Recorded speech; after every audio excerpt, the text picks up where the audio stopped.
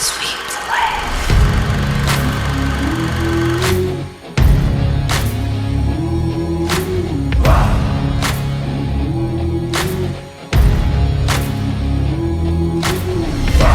I can hear destiny calling, calling out my name. Failure and dreams both offering, but both offering change. Surrender offers rest, but I die for peace. Don't need your protection, don't need no shield. Now watch me bleed. Now watch me bleed. Now watch me bleed. Now watch me bleed. The winds of life are blowing. It brings doubt like rain. But I would roar like thunder, and I would storm like hail. A rising fall, both beckoning, both offer change. But I need a bolt of lightning and embrace the pain. Embrace the pain. Embrace the pain. Now watch me feed. Now watch me feed. Hey everyone, Joe here. Wanted to do a final for our Jesse Buchsbaum Memorial build. And we did the 148 scale Airfix P51D Mustang Blue Nose version. Here we are. And she's in flight. So kind of cool that Airfix lets you do the in-flight choices with relative ease. You don't have to really modify anything. They just give you a wheel pieces and then a cover piece, which was kind of nice. Again, not a build that I would want to do, it being a memorial build and all of that, but hopefully this gives just a little bit extra to it and to you, bud, as I mentioned before. So here's what we have. I'm pretty happy with the way this came out. I could have taken the weathering much further because I've been reading all these books and stuff like that, and I do want to do that eventually, just not on this build, especially with natural metal. This being my first natural metal attempt, and I figured less is more in this case, maybe. But we did do some things, and we do have a picture of the actual aircraft here. So we tried to keep it as much as we could to the likeness of the aircraft. And I think we did okay. There is one major flaw in here, and that is... for the aircraft guys, you probably already see it, but for whatever reason, I looked at it and studied multiple times the propeller to make sure I had it in the right direction. And I was positive, 100% positive, I knew which way it went on. I dry fitted it, everything. Then I put the decals on, and I put it back together, and I was like, oh my god, are you kidding me? So you'll see that these decals are facing they're facing the pilot. These should be towards the outside, so they should be on this other side. The propeller's not on backwards. The decals, I put the decals on the other side, and I'm really not quite sure how that could have possibly happened. And oh yeah, that could probably explain a lot of things right there, actually. But in any regards, own up to my mistakes.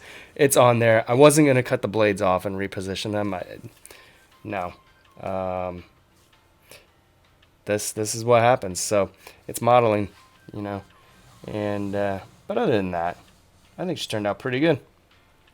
I'm glad I painted the invasion stripes on now. It's funny because this plane actually has a couple different versions.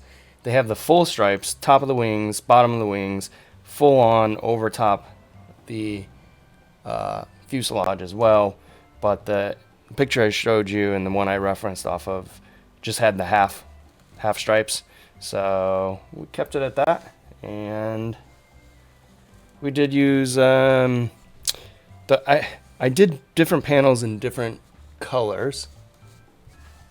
And I unfortunately chose panels that ended up being covered by decals or covered by the French blue paint. By the way, this is Mission Models French blue up top. That's what it is. I know Tamiya had you mix up, or Airfix had you mix up a different color or something like that, but the actual color was French blue or cobalt blue if you want. And so I went out and got some of that and used that. And the only one I could find was Mission Models, so it's okay. I don't mind Mission Models. It's not bad. Just not one of my go-tos. The aluminum was actually AK's aluminum, and I actually meant to use the high-speed silver that I saw Brett G using. Ran out and bought a bottle of that, and then totally forgot I had done that. Used the AK Extreme aluminum. Then did the gun bay panels. If you can see, they're a little different sheen. Believe it or not, that's dark, quote-unquote dark aluminum. It's actually lighter than the aluminum. I don't know why. Next time I'll use like a steel probably.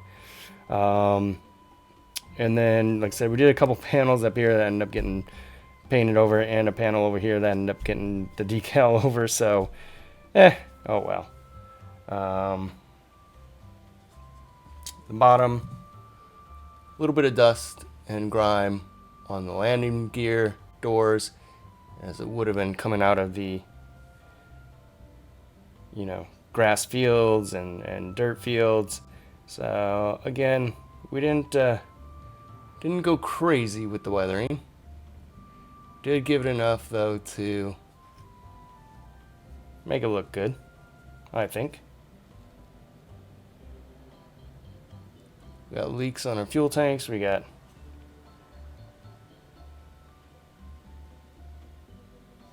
leaks on the top. Yeah, overall not bad. Pretty excited for this. Yeah, that's what we got going. It's kind of funny too, because I wasn't gonna dull coat it because I didn't want to lose that shine. But in looking at pictures, unless these were in the museum and really just spit polished, there was no shine to them out in the field. They were dusty and grimy, and the sun had kind of taken all the shine off of them, unless they were factory fresh. But anyways, I digress. This is what we got. A lot of fun. Highly recommend this kit. Fit together pretty decently well. Some areas here and there I would warn against.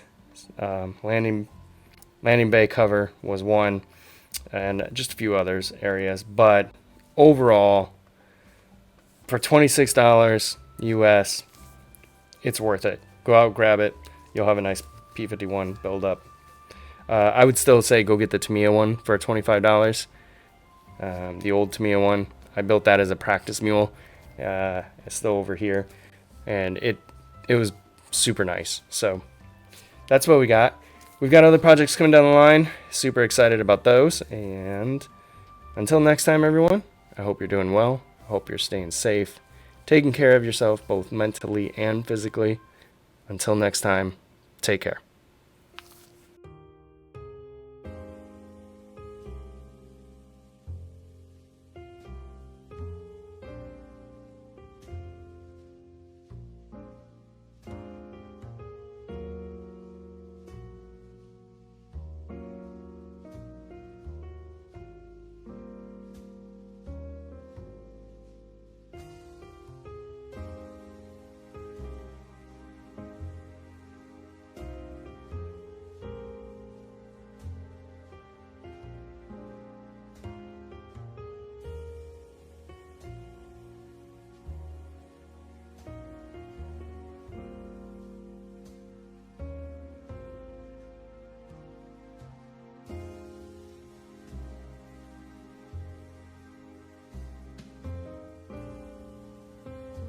No shine if I not to say.